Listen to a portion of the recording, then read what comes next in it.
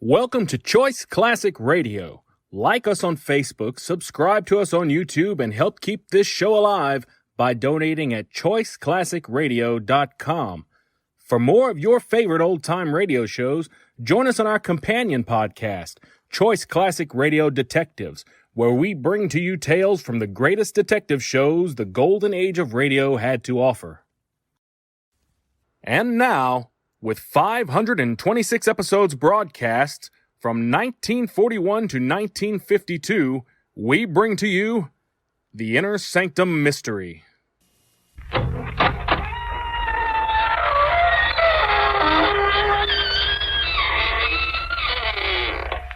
Good evening, friends. This is your host to welcome you through the creaking door into the Inner Sanctum. Come in. Tonight we're inaugurating a quiz. It's a cutthroat session called Take It or Drop Dead. To qualify, just tear off the top of your neighborhood mortician and send it to us by hair mail. Now, listen to this. Here's our terror tune. If you could guess the correct title of our morbid mazurka in one scream or less, here are the prizes you'll win. A brand new 1949 stainless steel guillotine. Just the thing for whittling down your wife's overhead. And a handsome hand-tooled Florentine dagger. The knife without a conscience. And the take it or drop dead grand prize. A free, all-expense murder trial in a court of your own choosing.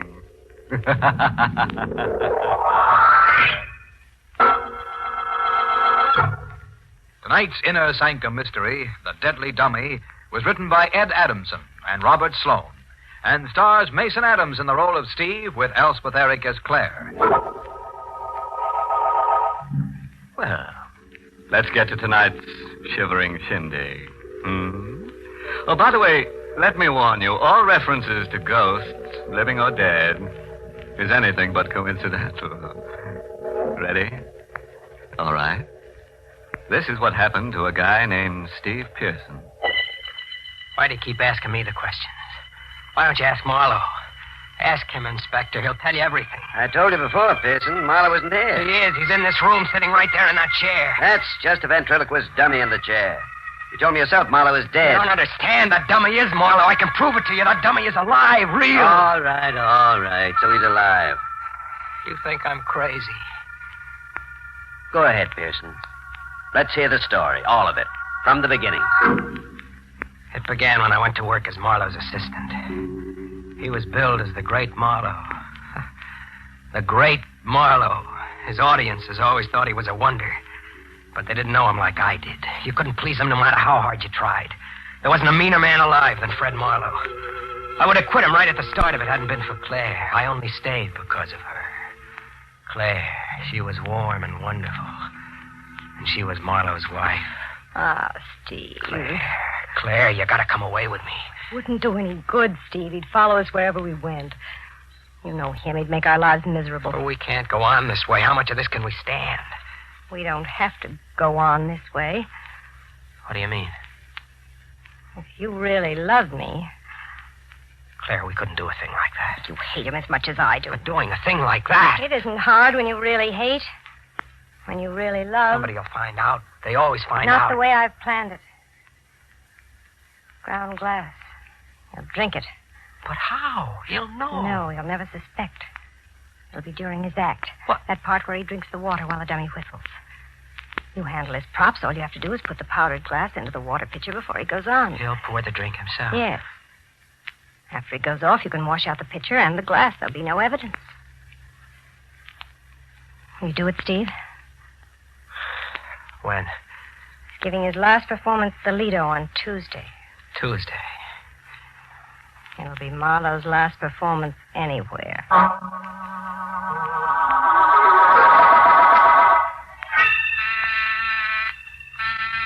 I'm on next.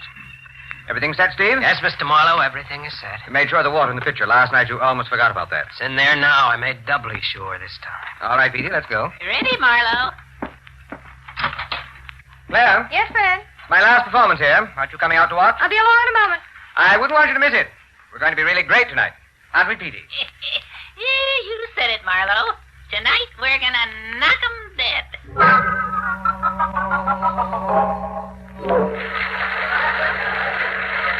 Claire and I stood in the wings while Marlowe went through his act. It seemed like ages, like he'd never get to the part we waited for. That's what I want to say to you. And then finally, Petey, talking about drinking, I'm a little thirsty myself. that was the cue. Now he was coming to it. Sure you won't join me? Oh, never touch the stuff. You go right ahead, Marlowe. I'll entertain the folks with a number while you dampen your tonsils. Okay, Petey. Take over. The water in the glass slowly emptied. A silent scream shook in my throat. Suddenly, I didn't want it to die. Hating a man wasn't enough reason for killing him. I wanted to stop him. The scream in my throat begged for release. And then I felt Claire's hand grip mine. I turned to her. Her smile smothered the cry within me. Her hand tightened and pulled, and we walked away from the stage.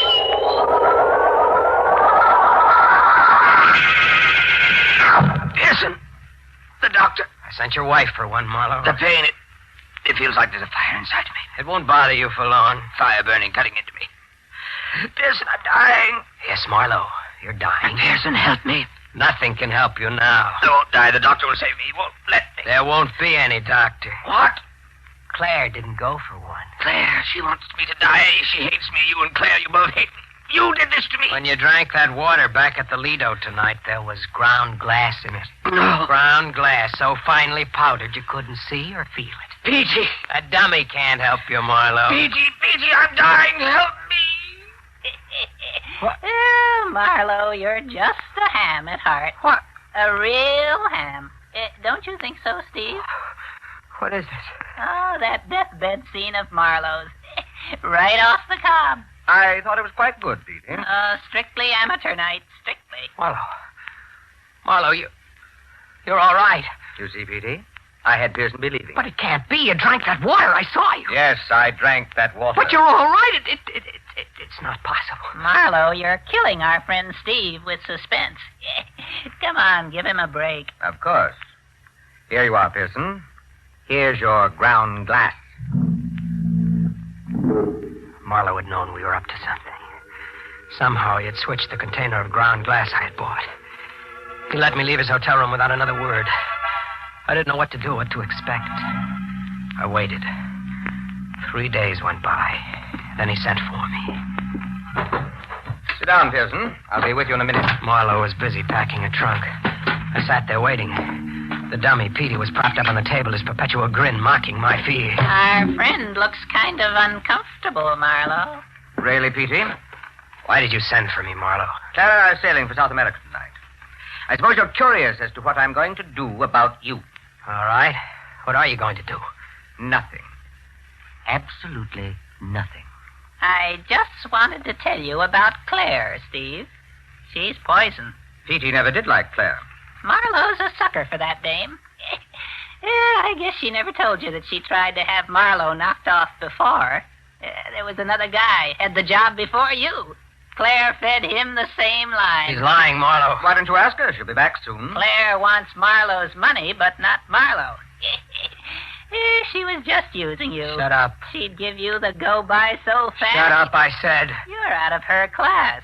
She wouldn't want you in a minute. This will shut you up. I'll break you into a million pieces. You're a fool, Pearson. You forget there are other Peteys. After all, they're only me. Remember? So you see, the only sure way to shut them up is to stop me. Marlowe taunted me with a sickening laughter. I couldn't stand it. I had to stop him some way. I felt along the table behind me. My hand came across the heavy glass ashtray. I gripped it tightly, then brought it up from behind. He slumped to the floor. The grin was still on his face. I bent down over him. He was breathing. I hit him again. Marlowe was dead. You shouldn't have done that, Steve. It was the dummy talking. I heard him. He lay on the floor. I had crushed him into 100 pieces. But they were his words, his voice. You can't get away with murder. You'll see, Steve.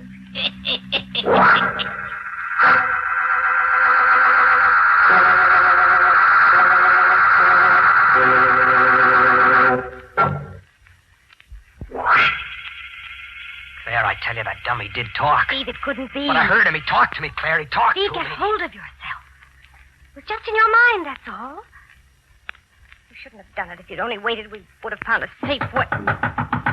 Someone's at the door. We can't open it. Got to. His body on the floor, they'll see Here, it. help me. What are you going to do?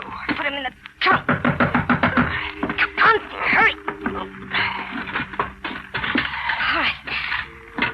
Now close the top and lock it. You stay here. I'll go to the door.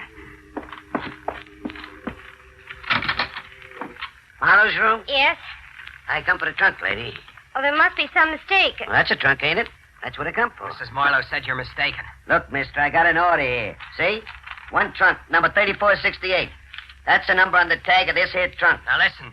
The order says this trunk goes to stateroom 3D on the Tregania. That's what it says. Tregania sails tonight.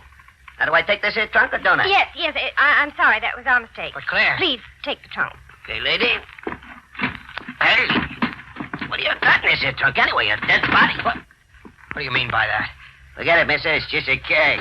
How about one of you two hold the door? Yes, I'll do it for you. Thanks, miss. Claire, what's wrong with you? Why did you let him take it? Don't you see, Steve? See what? This is the way out for us. His body won't be found here, and we're safe. Now he's gone forever. Nobody will ever know. No one? What about me? Claire, Tell her about me, Steve. it's him. Now you can believe me. Steve, what's wrong? Dummy, you heard him? Just your nerves, No, darling. he spoke. That's right, Steve. You tell her. There he is again. Steve, where are you going? I've got to find that dummy. He's someplace in this room. Hello, Steve. Looking for me? The dummy was propped up against the closet wall. He looked at me with the same evil grin as the one I had crushed to pieces. Steve, please stop staring that way. I'll burn him, every rotten fiber of him. I'll burn him to an ash. Then he'll never talk again. Steve, believe me, he didn't talk. It's just your imagination. I'm not crazy. I heard him. So did you, only you're too afraid to admit it. He couldn't talk without Marlowe. Marlowe would have to be alive for that dummy to speak. What'd you say? Marlowe would have to be alive. You know that. Yes, that's right. What's the matter with me? Yes, he would have to be alive. You see, it was just your Then imagination. Marlowe isn't dead. Oh, now, Steve, please. He wasn't dead when you put him into the trunk. He just wanted us to think he Steve. was. I didn't kill him. He wasn't dead. That's why the dummy talked. Marlowe can do tricks like that. Come on, Claire. We've got to hurry. No, wait. We've got to get there fast. Where, Steve? What are you talking about? Marlowe's stateroom on the boat. He'll be there in the trunk. I've got to make sure he's dead.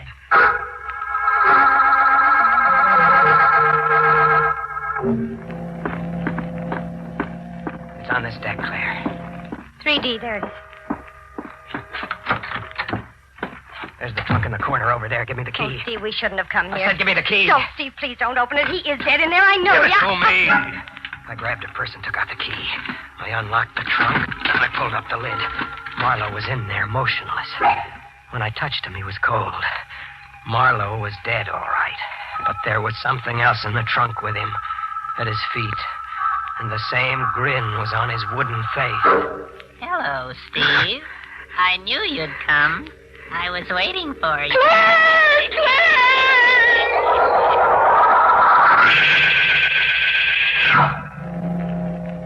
Claire? Here, Steve, drink this. I don't know what happened to me. Everything went black. You fainted. You were right. Marlowe is dead. But that dummy, I heard him speak. No, Steve, it's just as I told you. You only heard it in your mind. He didn't really talk. Oh, Claire. Those things happen, and now it's over, and you'll never hear it again. Can you get out? Yeah, I'm all right now. We've got to get off this boat before somebody sees us. I ruined everything. No, we're still safe. Nobody knows we came here. You go first. That'll be the best way. I'll follow in a moment. Yes, I'll meet you on the pier. All right. How do you do, ma'am? Oh, sorry to give you such a jolt. My name is Higginsman. I'm your steward. Just stopped by so we'd know each other. Time was against us. We were too late in getting out of that stateroom. That steward would remember Claire. Steve, what are we going to do? There was only one chance. With Marlowe's body in that trunk, there was only one thing we could do. I had Claire ring for the steward. Yes, ma'am? Mr. Marlowe and I have decided to cancel our trip. But, Would you please have the porters come for our trunk and take it to the pier? Well, I'm sorry, Mrs. Marlowe, but that won't be possible. What? Well, in the excitement, ma'am, you probably didn't notice. Notice? What are you talking about? Our departure. We sailed 20 minutes ago.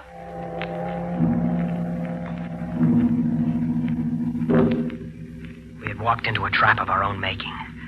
A trap that was snapped closed on us by a dead man. Marlowe was a cold corpse in that trunk, but we were held by his invisible grip. Steve, there's still a chance we can get out of this. You mean if his body isn't found in that trunk? We'll arrange it so his body will never be found. We'll do it tonight when the deck outside is dark and deserted. You'll see, Steve. We'll be really rid of Marlowe this time. You'll see.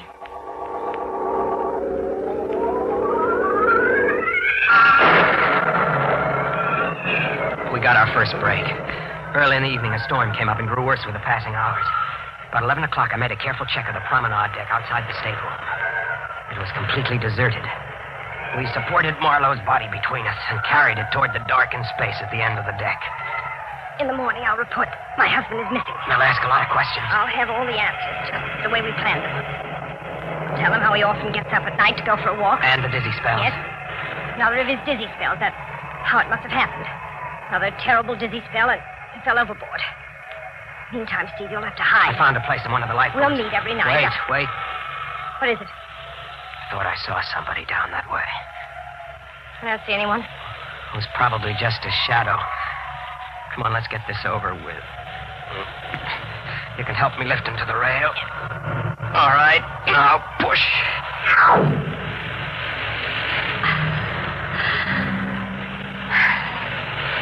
It's gone, Steve. Yes, Claire, that's the end of Marlowe. Now we can live, really live. Will you kiss me, Steve? Will I kiss you? Come here. Oh, Steve. I beg your pardon. I'm sorry to interrupt. I'm looking for someone. I thought he might be with you. There was no one with us. No, we're alone. I see. I thought I saw 3 people walk over here. No. It's so dark, I must have been mistaken. Yes, it is dark. The man I'm looking for is Mr. Marlowe. What? Do you happen to know him? My name is Marlowe. Then you're the gentleman I'm looking for. My name is Ralph Kramer, Mr. Marlowe. Kramer. Are you all right, Mr. Marlowe? Yes, I'm fine. Why? I just wanted to be sure. By the way, I received your letter. Letter? Don't you remember? No, not exactly. Oh, I can understand. You're a busy man, Mr. Marlowe. Well, just to refresh your memory, I'm in charge of entertainment here on the boat. I found out last week that you had booked passage. So I wrote to you asking you to consent to be one of the features in our theatrical tomorrow night. And I replied? You were very kind, Mr. Marlowe. You said yes. I just stopped by to thank you and to say that we're all looking forward to your performance tomorrow evening.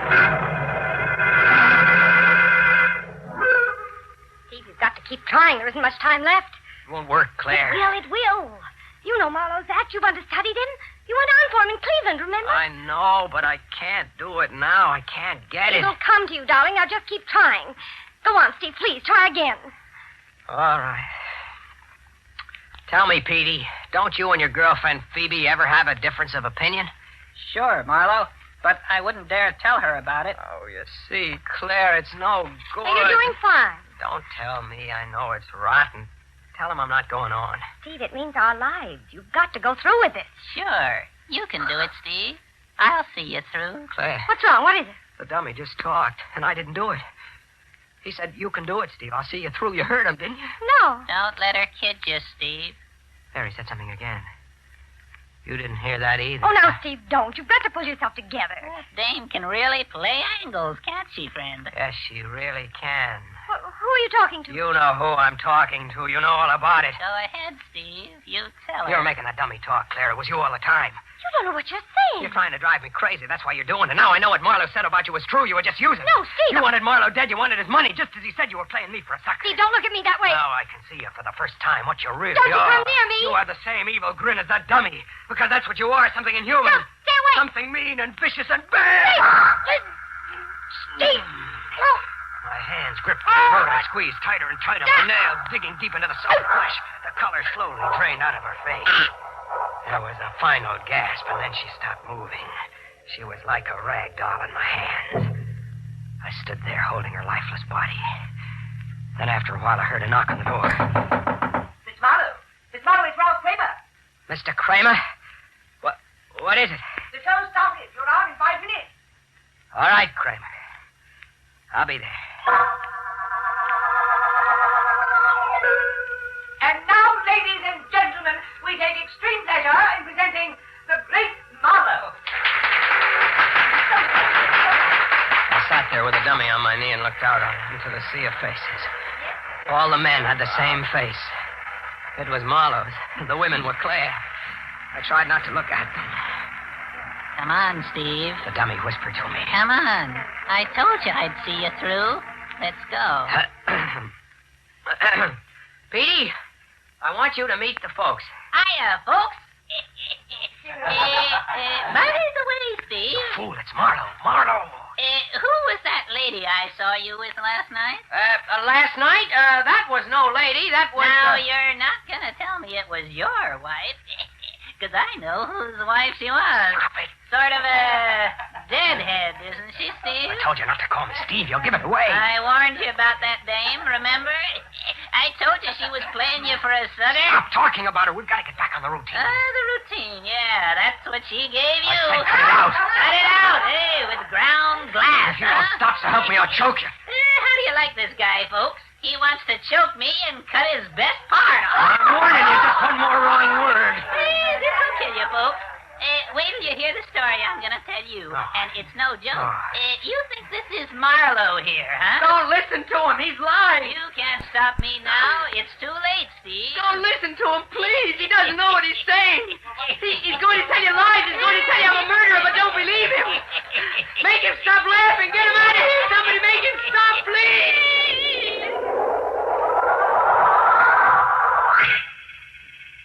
That's it, Inspector. That's the whole story of what happened. It was all because of the dummy on that chair there. You give us a lawyer's name and we'll call I him. don't think a lawyer would do me much good now. That's up to you, Pearson. I'll think it over. Okay, Roberts, take him downstairs. I don't suppose you'll need me any longer, Inspector? Just one question, Kramer. What is that? What did you hear the dummy say that night when Pearson tried to go through with Marlowe's act? Oh, the dummy didn't say a word. Pearson was up there on the stage talking to himself.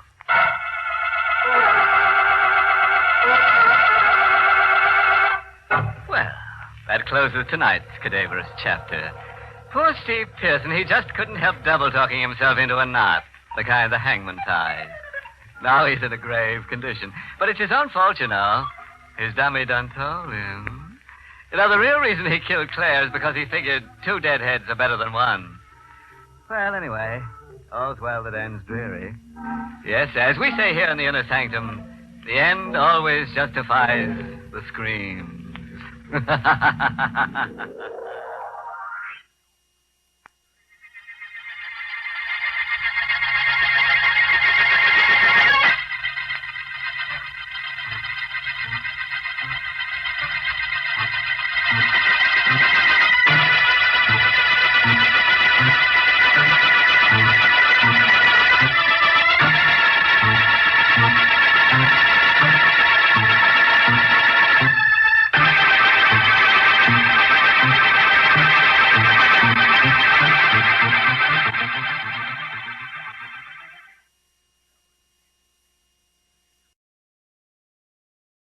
That concludes today's episode. We'd like to thank you and remind you to donate at choiceclassicradio.com. Remember, your donations make episodes like this possible.